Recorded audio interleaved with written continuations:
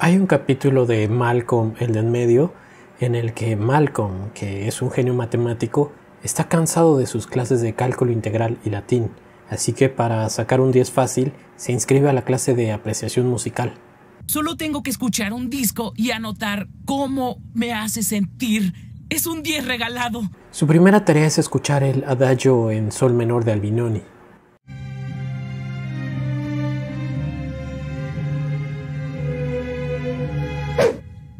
¿5? No puedo creer que ese soquete barbón me pusiera un 5. Obviamente no escuchaste la pieza. Sí la oí, tú me viste. Quiero que me hagas un favor. Estudio apreciación musical, pero no me va muy bien. Necesito un 10 en esa clase. Sé que sabes de eso, entonces te pagaré $10 por hora para que me enseñes. ¿Sí? ¿El adagio para órgano y cuerdas te hace feliz? Eres un inútil en la música. ¿Puede uno equivocarse al querer apreciar una obra de arte? Por supuesto.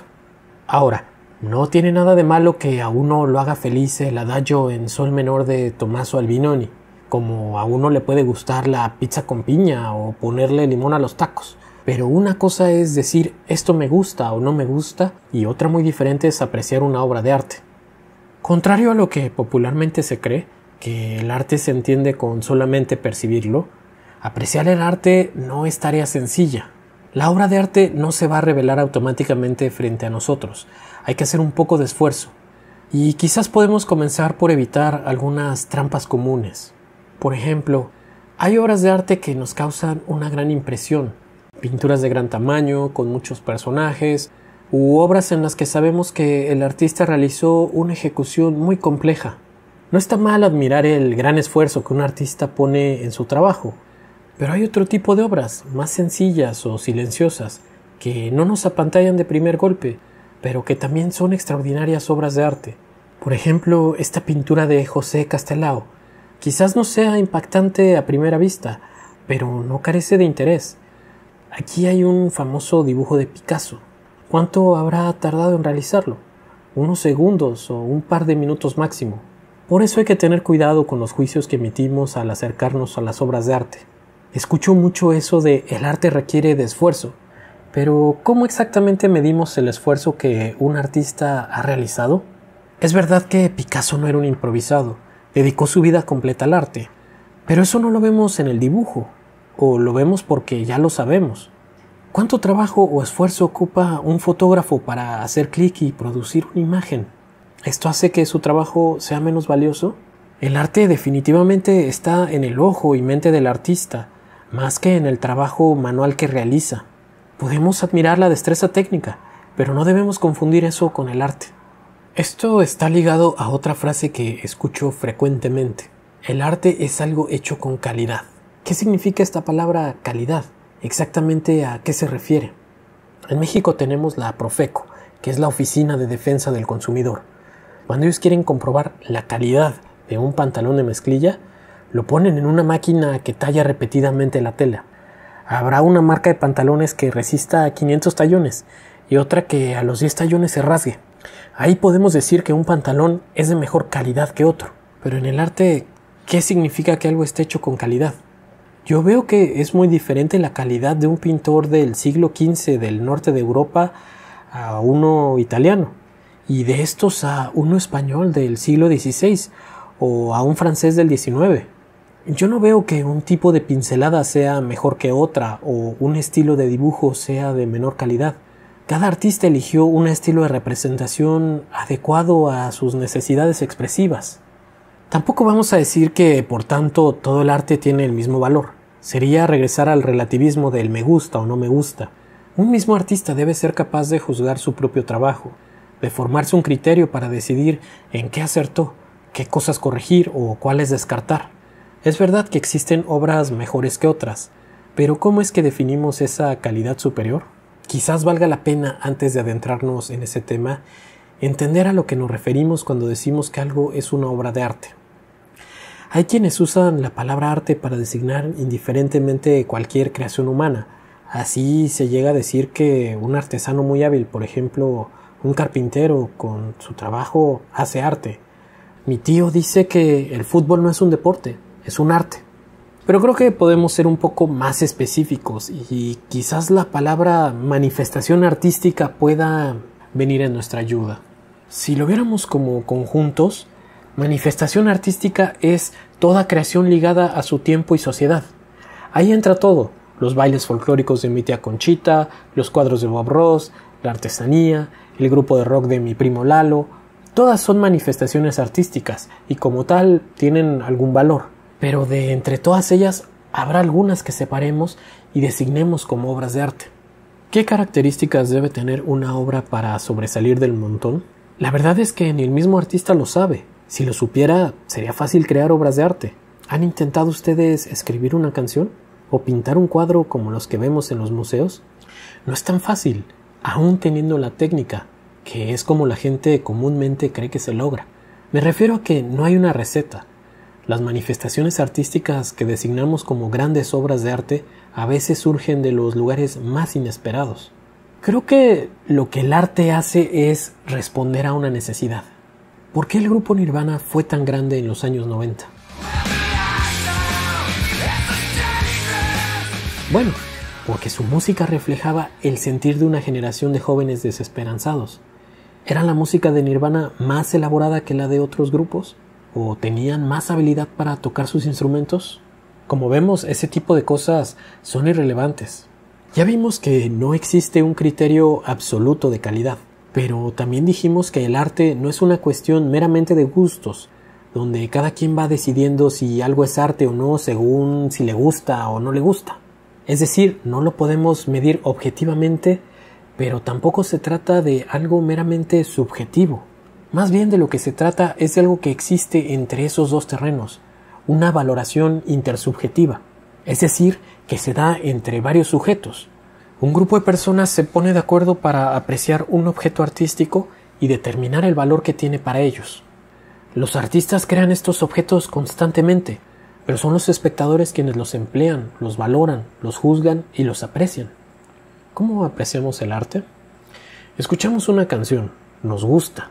Se la compartimos a un amigo y también le gusta. Entonces nos reunimos y la comentamos. Le dices a tu amigo, escucha este cambio, escucha cómo entra aquí la batería, escucha esta parte de la letra. Emitimos juicios y los acumulamos sobre la obra.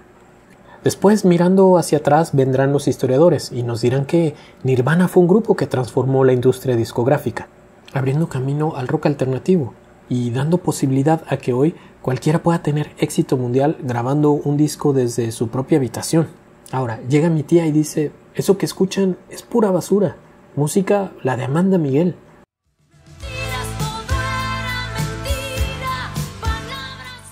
Para mi tía será difícil escuchar la música disonante y de volumen alto de Nirvana. Eso, por supuesto, no le resta ningún valor. Pero, ¿podría mi tía llegar a apreciar una obra que no corresponde con su gusto? Es difícil y, por supuesto, depende únicamente de la apertura que pueda tener mi tía a experimentar una música nueva.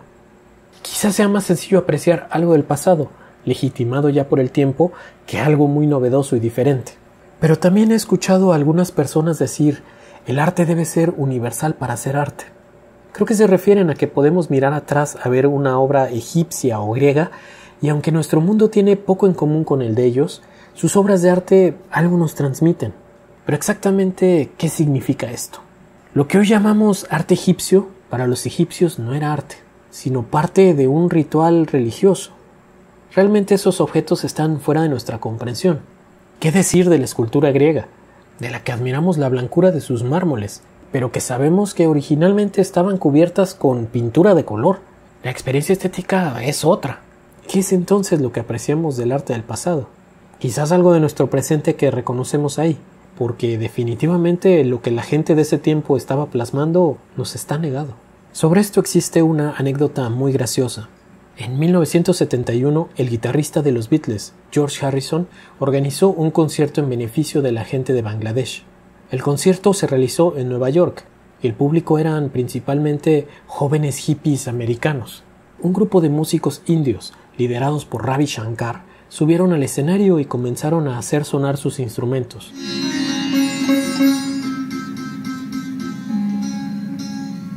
Tras unos segundos de sonido, hubo una pausa, donde el público comenzó a aplaudir.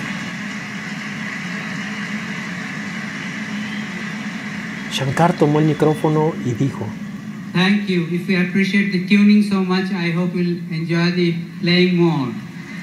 Thank you. Sería muy arrogante creer que comprendemos el arte de otra cultura simplemente por ser humanos, si hasta nos cuesta trabajo entender la música que escucha el vecino de la colonia de enfrente. Por eso me impacta cada que alguien dice: el arte no necesita explicación, el arte se entiende por sí solo. Para empezar, ¿qué significa entender algo? ¿Realmente entendemos el arte? Yo comparto la idea de que el arte rebasa nuestro entendimiento. Es un objeto que nos provoca más allá de lo sensorial y lo racional. Por supuesto, usamos los sentidos y la razón para percibirlo, pero nos genera una experiencia que está más allá de ellos. ¿Qué puede uno realmente decir de la experiencia de escuchar un concierto sinfónico?